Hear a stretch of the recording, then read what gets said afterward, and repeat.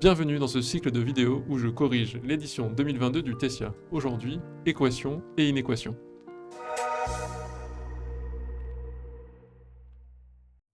Alors, aujourd'hui, on va regarder un petit peu la partie 3 du sujet de 2022, la partie équations et inéquations. Il y a beaucoup de questions, comme d'habitude au Tessia. Une certaine partie des questions sera sous forme de pur QCM, il faut juste donner la réponse que vous pensez, que vous jugez être la bonne.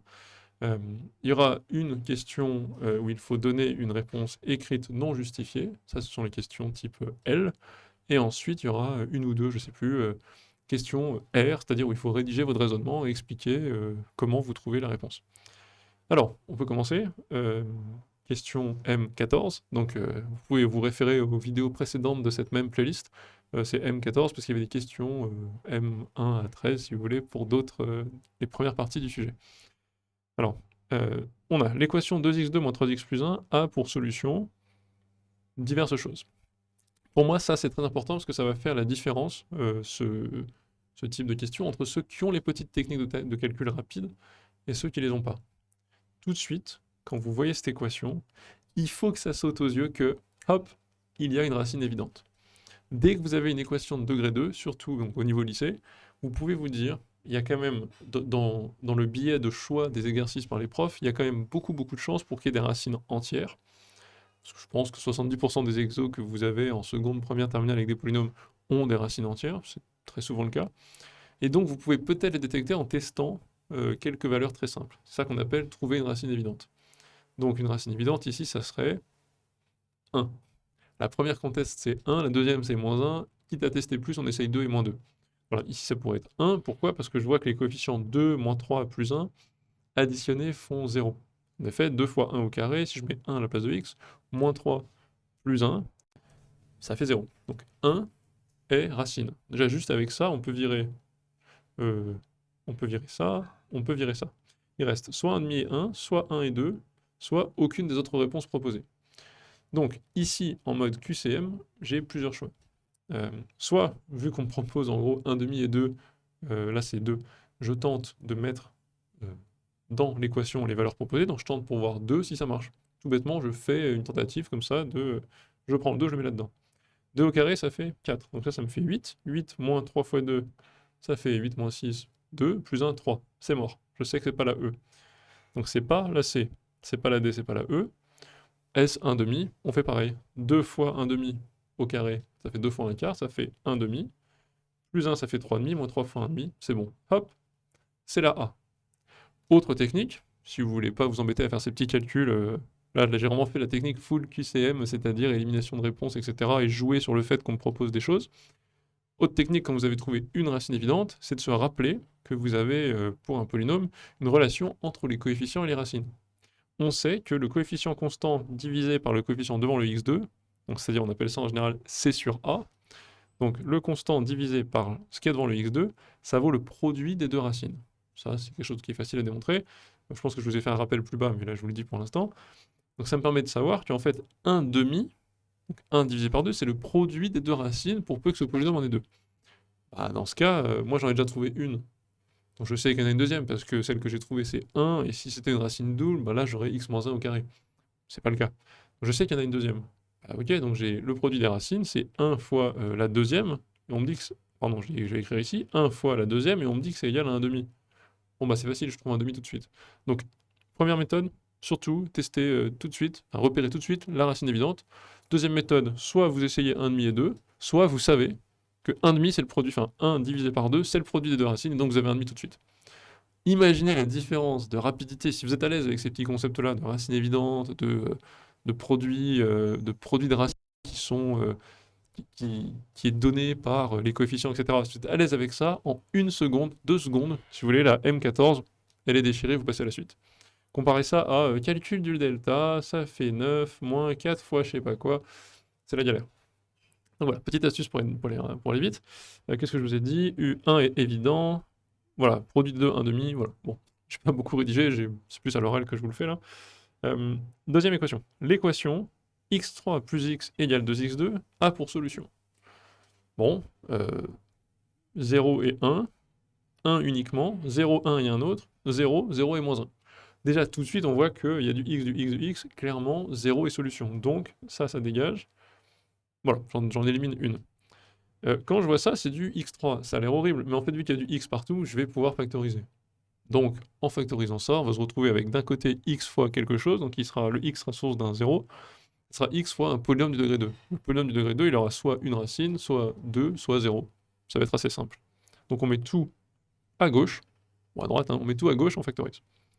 Donc je mets tout à gauche, ça fait x fois x2 moins 2x plus 1. Je reconnais tout de suite, un connaisseur, que ça c'est une identité remarquable pour x moins 1 au carré, c'est donc un polynôme avec une racine double. Donc les seules racines de ce polynôme sont 0 et 1, ce qui correspond parfaitement aux solutions ici. C'est-à-dire, j'ai dit quoi? 0 et 1, donc la réponse A. Voilà, rapide, j'ai pas grand chose à vous dire. L'équation x2 égale 1 sur x, A pour solution. Premier truc, on sait en voyant ça que x est nécessairement différent de 0. C'est dit par l'énoncé en quelque sorte, vu qu'on vous dit que c'est possible d'écrire x2 égale 1 sur x, ça implique que x est différent de 0. Donc A pour solution 0, déjà, non, c'est mort. 0, c'est même pas possible pour x. A pour solution 1 et moins 1, nanana. Bon, là, faut pas trop se prendre la tête. 0 et 1, on peut virer aussi, hein, parce que 0, on sait que c'est pas possible. Vous écrivez tout. On n'aime pas les fractions. Votre réflexe ici, c'est de dire oh là là, qu'est-ce que c'est que cette fraction? C'est relou. Hop, on met tout à gauche. Et x2 égale 1 sur x devient x cube égale 1. Alors là, plusieurs choses. X cube égale 1. Normalement, si vous avez une idée de la tête de la fonction x cube, vous savez que c'est une fonction qui est bijective, et donc il n'y aura qu'une seule solution, x égale 1. X cube, c'est un truc qui est comme ça, hein. Si je la trace, hop, c'est plat ici, ça monte. Donc en gros, x cube égale 1, ça n'a pas plusieurs solutions. C'est pas une fonction qui redescend ici, qui a une deuxième solution ici. Non, elle fait que monter. Donc il y a une solution unique, x égale 1. Voilà, ça c'est assez rapide, vous pouvez aller assez vite quand même. Faut juste pas se perdre avec se dire, zut, c'est quoi ce 1 sur x? Non, très vite on multiplie par x de chaque côté. Vous avez le droit parce que x est différent de 0, ça on l'établit dès le début. Et donc c'est bon. Donc solution 1. L'inéquation a pour ensemble de solutions, et vous avez différents choix. Une équation pour un polynôme du second degré, moi comment je le retiens, c'est un polynôme qui fait la gueule, c'est-à-dire ceux qui sont comme ça, avec un coefficient négatif devant le x2, ça a un tableau de variation, enfin ça a un tableau de signes qui est, il y a plusieurs choix. En fait, vous avez plusieurs cas de figure, soit elle est comme ça, et il n'y a pas de solution, soit elle est comme ça, et vous n'avez qu'une seule solution, soit elle est comme ça, et vous en avez deux. Et dans ce cas, le signe, c'est quoi? Elle est négative, puis positive ici, parce qu'elle dépasse de l'axe, puis elle est négative là. Dans le cas sous l'axe, elle est tout le temps négative. Signe moins. Donc, qu'est-ce qu'on fait? Bon, on va étudier ce truc-là. Moins x2 plus x moins 1, bon, on ne prend pas trop la tête, on fait le delta. Peut-être que je vais regarder ce que j'ai fait comme petite note. Oui, alors, moi, j'ai plutôt fait... Oui, j'aime pas le moins positif, j'ai plutôt remplacé par x2 moins x plus 1, négatif ou nul. Alors, je calcule le delta. Je vois que le delta de ce truc-là, donc ça c'est j'ai juste fait multiplier par moins 1 de chaque côté si vous voulez, hein. Donc j'inverse le sens de ça et je multiplie par moins 1 ce truc-là, pour avoir x2 plutôt que moins x2. Bon, je le retrouve avec ça, je calcule le delta, ok, delta négatif, ça veut dire que je suis dans le cas d'une fonction qui sourit, quand il y a un terme x2 positif, donc il sourit, delta négatif, il ne croise jamais l'axe. Donc il est au-dessus, c'est une fonction qui est toujours positive. Si c'est toujours positif, ça veut dire que ce truc-là est faux. Il n'y a pas une valeur de x pour laquelle cette inéquation est vraie. Donc c'est mort. Donc, je sais pas si à l'ensemble vide, hop, si. Ensemble vide, c'est votre solution. Voilà. Alors ensuite, l'inéquation machin. Alors ça, on va le faire maintenant. L'inéquation 1 sur x moins 1 plus grand que 1 pour ensemble de solutions. Alors, commençons tout bêtement, naïvement, et je vais vous montrer en gros l'élève un peu rapide, un peu trop naïf, qui va un peu trop vite, ce qu'il fait. Il remarque, néanmoins, malgré l'erreur qui va venir, il remarque que x est différent de 1. Forcément, si on vous écrit 1 sur x moins 1, x moins 1 ne peut pas être égal à 0, on ne peut pas diviser par 0. Donc x est différent de 1, très bien. Ensuite, on se dit, bah vas-y, 1 sur x moins 1 plus grand que 1, bah je fais comme tout à l'heure. Tout à l'heure, on a multiplié par x de chaque côté, x est différent de 0, j'avais une équation. Je multiplie de chaque côté, ça me fait 1 plus grand que x moins 1, donc ça me fait x plus petit que 2. Pas de problème, normalement, tout va bien. Et en fait, non. Faut faire attention parce que là, vous avez fait en gros fois x moins 1 de chaque côté. Attention, quand vous multipliez par quelque chose, si il y a un problème de signe, vous allez devoir changer votre inéquation. Et ici, vous ne savez pas encore x moins 1 quel est son signe. Ça va dépendre. Si x vaut 4, bon, c'est positif. Si x vaut, je sais pas, 0,5, bah, c'est négatif. X moins 1 vaudra moins 1,5. Donc, il faut faire attention. Il ne faut pas multiplier par quelque chose où on ne connaît pas le signe. Donc, faites très attention sur ces trucs-là. Il ne faut jamais multiplier par des opérations, enfin, multiplier par des termes qui ont du x dedans, on ne sait jamais ce que ça peut donner. Je vais vous montrer ce que ça donne, une petite méthode pour le faire proprement. Le Discord, j'en parle tout le temps, on est maintenant plus de 1200, n'hésitez pas à le rejoindre, c'est une communauté ultra positive, on parle de physique, d'informatique, on parle d'orientation, les gens répondent à vos questions de manière bienveillante, c'est vraiment chouette, beaucoup de partage. Allez, je vous laisse pour la suite de la correction, bye bye. Alors, comment faire ça proprement? L'idée, c'est d'écrire toujours tout à gauche avec des additions et soustractions. Surtout pas de multiplication qui peuvent changer les signes. On va utiliser des opérations qui ne changent pas le sens de l'inégalité. Donc on fait 1 sur x moins 1, positif ou nul, ok. Là on se dit, on met tout même dénominateur. Ça, il n'y a pas de raison, ça ne va pas non plus changer l'inégalité. Donc on a 1 moins x moins 1 sur x moins 1, je simplifie, ça fait moins moins, donc ça fait plus, ça fait 2 moins x sur x moins 1. Et là maintenant, je vais pouvoir prendre en compte à la fois le signe de 2 moins x et x moins 1. Le cours de première, je pense, vous dit que le signe de ce truc-là, c'est le même que le signe du polynôme, c'est le même que le signe du polynôme 2 moins x fois x moins 1. Pour le comprendre et pour le démontrer, il suffit de multiplier ça de chaque côté, petit aparté, par x moins 1 au carré. Alors vous me dites, mais attendez, vous allez me dire, on n'avait pas le droit de multiplier de chaque côté avec du x, qu'est-ce que tu me dis?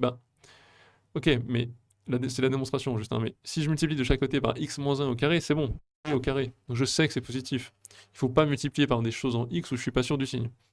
Donc voilà, ce truc-là, c'est du coup, voilà, c'était un petit rappel de comment on le démontre, ça a le même signe que 2 moins x fois x moins 1, juste il ne faut pas oublier les valeurs interdites qu'il y a lorsqu'il y a une fraction. Vous faites votre petit tableau ici, et vous dites, voilà, j'ai le signe de 2 moins x, le signe de x moins 1, hop, ça c'est plus, plus, moins, avec 1 et 2 les racines, x moins 1, donc c'est moins, plus, plus, et donc la fraction, vous avez, on n'oublie pas la valeur interdite ici, plus, moins, ça fait moins, plus, ça fait plus, moins, ça fait moins. Voilà, tout ça, encore une fois, c'est pas rédigé, c'est pas rédigé, vu que c'est le TCA, c'est un QCM, vous le faites en 2-2, vous regardez. Et donc vous avez votre solution qui est, en fait, l'ensemble solution, c'est tout ce qui est 1 exclu, 2 exclu, parce que 1 est interdit, et puis 2, c'est 0, et nous, on veut être strictement positif. On a donc plus ici, voilà la solution. La solution intuitive, c'était x plus petit que 2, et elle est possible, il est possible de sauter dessus et de se tromper, parce qu'elle est proposée. La vraie solution, c'est 1, 2, qui est la réponse E. Voilà, donc ça, j'espère que c'était assez clair. Je vais essayer d'avancer un peu, pour pas que la vidéo dure trop longtemps. L2, donner sans justification l'ensemble des solutions de une équation x carré plus grand strict que 2. Bon, x carré plus grand strict que 2, honnêtement, vous avez x carré qui est comme ça, je fais un petit rappel, mais x carré c'est comme ça. Quels sont les antécédents de 2 par x carré? Racine de 2 moins racine de 2. Quand est-ce que x carré est au-dessus de 2? C'est pour toutes les valeurs de x qui sont là, et toutes les valeurs de x qui sont là. Leurs images sont au-dessus de 2 là-haut. Donc c'est x plus grand que racine de 2, x plus petit que moins racine de 2. Ça, il faut le connaître par cœur, mais je fais un petit dessin pour expliquer. Donc voilà, l'ensemble solution, c'est ça. Donner en justifiant l'ensemble des solutions de ça, bon, c'est du calcul, simplifié, vous mettez tout à gauche, vous avez x2 moins 4x plus 1 plus petit que 0. Voilà, je vois pas de racine évidente, donc je fais le delta. Le delta me donne ce truc-là, donc j'ai le delta qui vaut 12, j'ai les deux racines, j'explique. Donc ça me fait, en simplifiant, je peux sortir le 4 de la racine, ça vaut 2, je simplifie avec le 2, je fais pareil ici, je simplifie, j'ai 2 moins racine de 3, 2 plus racine de 3, j'ai trouvé les deux racines, je sais que c'est un polynôme qui sourit, il sourit et il a un delta positif, ça veut dire qu'il a deux racines, et qu'on a le signe positif entre les deux racines négatives, au-delà de la racine positive. Donc tout de suite, je peux faire ce tableau, par connaissance de mon cours. Quand c'est un polynôme qui sourit et que le delta est positif, c'est un machin comme ça, hop, plus ici, moins ici, plus ici. Entre les racines négatives, au-delà des racines positives. Et donc voilà, j'obtiens ce truc-là, et donc qu'est-ce qu'on me demande? Justifier quoi? Quand est-ce que c'est négatif? Entre x1 et x2. Et donc on dit, entre x1 et x2, et vu que c'était négatif inclusif, du 0, on dit c'est ça. 2 moins racine de 3, 2 plus racine de 3, fermé. Vous ne trompez pas là-dessus, sinon ça fait un truc faux. Alors, j'accélère un peu. M19, le nombre de solutions de ça vaut... Pareil, on multiplie de chaque côté par x carré plus 1, on a le droit parce que c'est différent de 0 et positif. Positif, on s'en fiche, mais vu que c'est une égalité, on se prend pas la tête avec le signe. Et vu que c'est un nombre différent de 0, je multiplie pas par 0, c'est sûr. Donc, j'obtiens très vite ce truc-là. Comme x carré plus 1, positif, je peux multiplier comme ça. Et j'obtiens 2x carré égale moins 1, rapidement. Donc, ensemble vide. Voilà. On peut aussi dire dès le début, honnêtement, je l'ai peut-être pas très bien fait, vu que x2 est positif, 1 plus x2 est toujours plus grand que 1, donc cette fraction, c'est 1 sur un truc plus grand que 1. Donc c'est genre un tiers. Bah donc c'est pas possible. Parce que bah, c'est pas possible qu'un truc plus petit... Un truc plus petit que 1 peut pas être égal à 2 en gros. Voilà comment vous pouvez l'accélérer un petit peu. Et enfin, le nombre de solutions réelles de ça vaut... Ben ça, j'espère maintenant que vous le connaissez.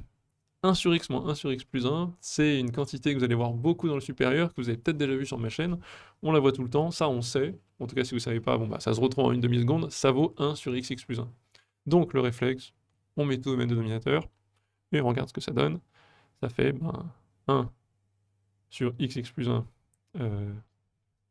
J'ai ça là, donc en fait j'obtiens ce truc-là. J'obtiens donc 1 égale, je mets les... Enfin, vu que tout ça c'est égal à ça, donc 2x plus 1 égale 1. Sachant qu'il y a un dénominateur commun que je peux dégager. N'oublions pas que je veux x différent de 0, x différent de 1. Moins 1, pardon, parce que ce sont les deux valeurs interdites. Donc quand je résous ici, je dis bah ok, j'ai 2x plus 1 égale 1, si et seulement si, j'ai mes deux conditions d'interdiction de valeur. X différent, j'ai ça, et je perds le si et seulement si. Enfin, en gros, un élève qui écrirait ça, si et seulement si, ça, c'est faux. C'est si et seulement si, ça, et les conditions d'exclusion de choses pas possibles. Donc j'écris ça, ici je trouve x égale 0, et x doit être différent de 0, donc j'ai pas de solution. Donc nombre de solutions, 0. Est-ce que c'est fini? Je crois bien que oui. Voilà, j'espère que ça vous a bien aidé. Laissez des commentaires s'il y a besoin. Dites-moi, j'essaie de parcourir, donc il y avait plus de questions, c'est une vidéo un peu plus longue que d'habitude. Je vais continuer ensuite à corriger le TCA dès la semaine suivante. Dites-moi si vous avez des besoins spécifiques, des questions spécifiques. Et sinon, je vous dis à la prochaine.